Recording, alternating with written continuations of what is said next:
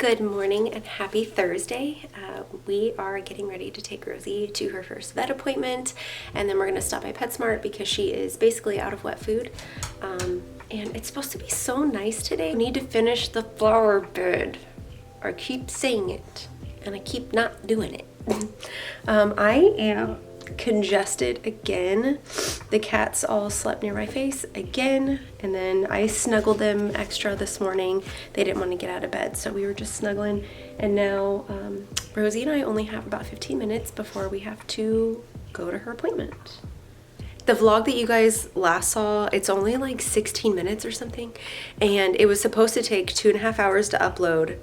I had to upload a second copy, and then at like 10:30 last night, it still wasn't, like the original one wasn't processing, so I did the second one. I took a little clip so you guys could see. All right, it is 10:30. This is still processing. I don't know what is happening, especially because it was a shorter video. So I am uploading a second copy of that vlog, and hopefully it goes through. It's gonna take another 3 hours, so I'm gonna be asleep by the time it uploads. I'm really sorry, guys. I tried to sit here and stick it out. I don't know what happened. I need to drink this entire cup of coffee before we leave for the vet. What was I gonna say? I sound so stuffy.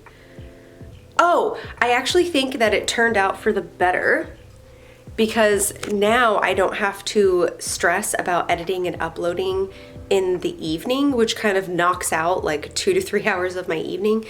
I can actually do it in the morning, so I have more time, it's less stressful, and then I also have time to do things in the evening. So yeah, I'm gonna try that. So I might actually combine today and tomorrow into one vlog and then do a weekend vlog, and then it's back to work for me. So 2 more with you guys, and then we go back to our weekly schedule, which I don't even know if it was a schedule.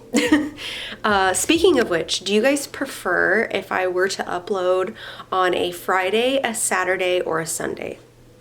The reason that it has to be a weekend upload is I'm thinking like it gives me the weekend and the work week to either film, to edit, to upload, to get everything scheduled.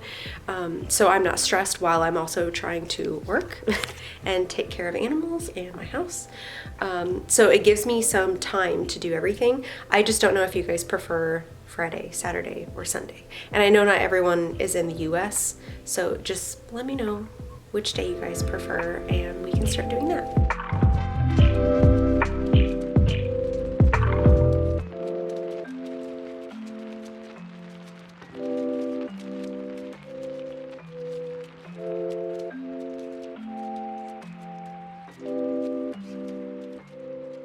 There you go, PetSmart, girlfriend. This is the PetSmart that I first met her at. I just realized that. We're gonna go get her joint supplements and some wet food. Yeah. I gotta catch you guys up on the vet appointment too. Baby girl's got a lot, but she's fine, she's healthy. And she did so well. Okay, you ready? There's people walking by the car. You ready? I don't think she likes kids. I'm gonna make myself an iced coffee because it's supposed to be like 82 or something here today. I'll put Celsius on the screen. My secret to iced coffee is to make coffee ice cubes. So if you ever have leftover coffee in the pot, if you have a Keurig or K-cup thing, I don't know what you do, but if you have any leftover coffee in the pot, wait till it cools off to room temperature and then pop it in an ice cube tray, and then you can make iced coffee that won't get watered down. I don't even remember where I saw this. I'm sure I saw it on YouTube somewhere, or Pinterest or something.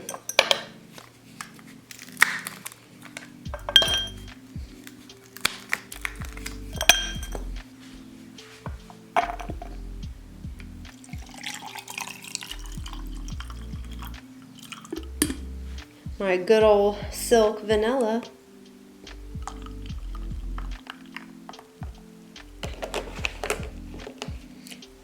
There she is. Yum. Okay, I wrote notes so I can remember everything. So first of all, She's 58 pounds. She looks great. When she was rescued, she had sarcoptic mange, so they did a little skin scrapey thing, and she's good. She doesn't have it. They also did a heartworm check, blood work, stool sample. She's doing very well.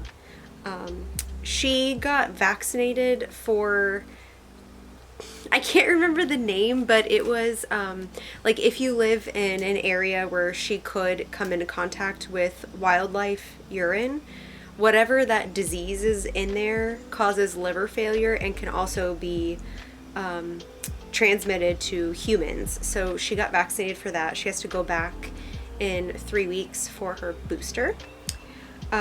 She has also been itching, so she's going to be on Apoquel for allergies. We're only going to test it for like 2 or 3 weeks, see if it gets better. The vet said that it could also be the pollen, since it's pollen season here. What else? She has a granuloma on her left leg, so they're going to monitor that. Her front left leg, they're going to monitor. And what else? I think the biggest thing, oh, she's going to go on Cosequin. We're going to start that today for her joints, a joint supplement. So I picked that up at PetSmart. That shit is expensive. And I also got her chicken-free food. So thank you, Lex, for the suggestion. Lex is my sister-in-law. If you haven't been here before, I have a vlog with her when she visited for Christmas. She's fantastic if you wanted to go watch that. When the vet was doing the like the overall like wellness check, like looking at her eyes, looking at her mouth, her ears, like palpitating the abdomen, palpitating? Did I say that right? Palpitating? Anyway, checking her out, she was getting kind of not like nippy, but like turning around and like flinching whenever the vet would touch her back left leg.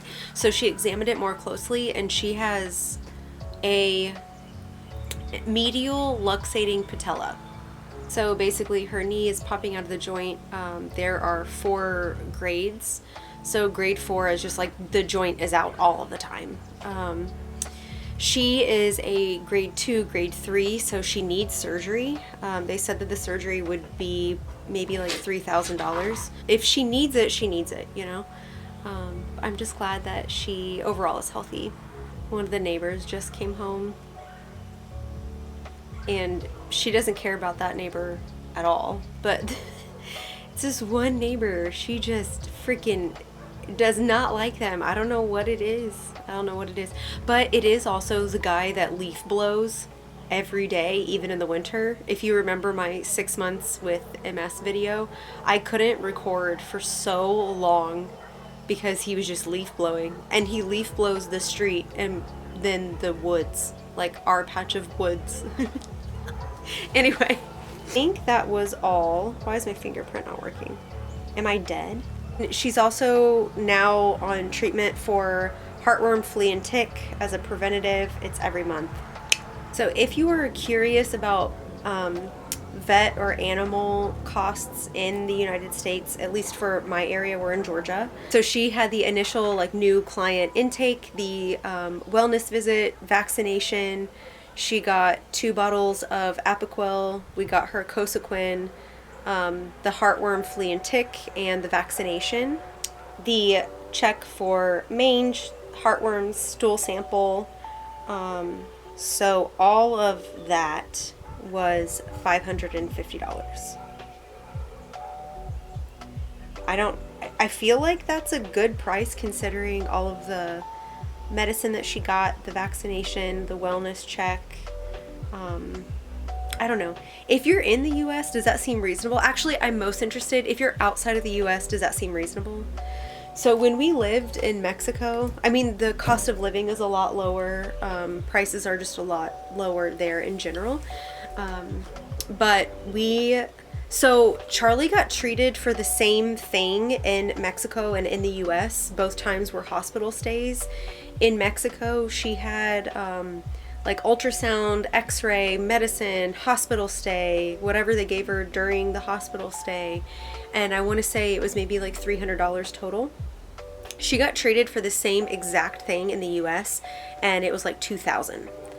So I know that US prices are inflated, especially for human healthcare, but for animal healthcare too. And the reason that I'm willing to pay this is because our vet is at an actual animal hospital. So I am willing to pay a premium knowing that in the event if something happens, they're still in the same system, they're with the same vets, it's at the same place. So we don't have to worry about like finding someone that can do surgery or finding an emergency clinic. Like it's all there. So I'm pleased. And the cats go there too. So it is supposed to get pretty hot today. Well, hot for me now. Normally, like pre-MS, Alex would be like, oh, it's gonna be 80 today. It's gonna be so great. I can sun like a lizard on a rock. It's gonna be a great day. And today I'm like, ah, shit, I gotta do all of my outside stuff before like 2 or 3, so I don't overheat and have a freaking heat stroke. It's 11:30. I'm gonna finish my coffee. Rosie and I are gonna chill outside. I'm gonna walk around in the sun a little bit, and I'm gonna finish the flower bed. I have time. Oh, I need to eat. I need a thumbnail. What am I gonna do? I can just do this. There's my thumbnail. Okay, I'm gonna finish up the front flower bed. I have sunscreen on my tattoos and the backs of my hands. I did not sunscreen my face or my body. Like, skincare TikTok, come after me, I don't care. Over on Instagram, I posted that I was vlogging all of this week and I asked if anybody had questions. Kevin asked me how I was doing on Ocrevus. So first of all, hi Kevin, thank you for asking. Ocrevus has been fine. I go for infusions every 6 months. The first time I had anaphylaxis, but it was fine, like the nurses took care of me. The second time I had a mild reaction, but it was fine. I just did a slow drip. I didn't need any of the medications to like stop anaphylaxis or anything that time. I have had a staph infection scare on my chest. So skin infections and respiratory infections, in case anyone doesn't know, are, I believe, like the top 2 concerns with being on Ocrevus because you're immunocompromised or immunosuppressed. So I did have a staph infection scare. I got put on a 10-day antibiotic course and it was totally fine. And then I also got sick. And that doesn't sound bad, but I hadn't like had the flu or anything in so long, like a decade. And then, I mean, of course, I'm immunosuppressed and then I get sick, but it didn't like develop into any kind of severe respiratory infection. I vlogged it from memory. I think I was like feeling bad for a couple of days, but I am an herbalist, so I took some herbs, I ate some soup, I rested, stayed hydrated, and kicked it. It was really fine, pretty mild. But yeah, other than that, Ocrevus is fine. I really, really like the fact that I only have to get treated once every 6 months. I don't have to remember a daily pill. I don't have to do something monthly. I don't have to do injections. Like it's just the best fit for me and my lifestyle. And my latest MRI for thoracic and cervical, I have no lesions in the cervical region and I just have the one in thoracic. So there's no disease progression. So this is, I mean, it's really good. I'm happy with being on it. It's working for me. So Kevin, you're on Ocrevus too, right? I'm pretty sure, if I'm remembering correctly. If I'm not, I'm very sorry. Or anybody, if you're on Ocrevus, how has it been for you? It's getting pretty freaking toasty, so it's going to take me a while. Let's see how my heat intolerance is. Please do not do this. Like, do not test yourself, please. Are you just going to stay up there in the shade while I cook in the sun? Okay. I love you, sweet girl. Luna. In case you were curious, this is how the dog cat... What? No, you cannot get... What are you doing to the screen? Okay. She's fine. She's doing really well working on her reactivity, so that is great. Well, my back is very displeased again. I don't know if I re-injured it. I'm gonna go sit down.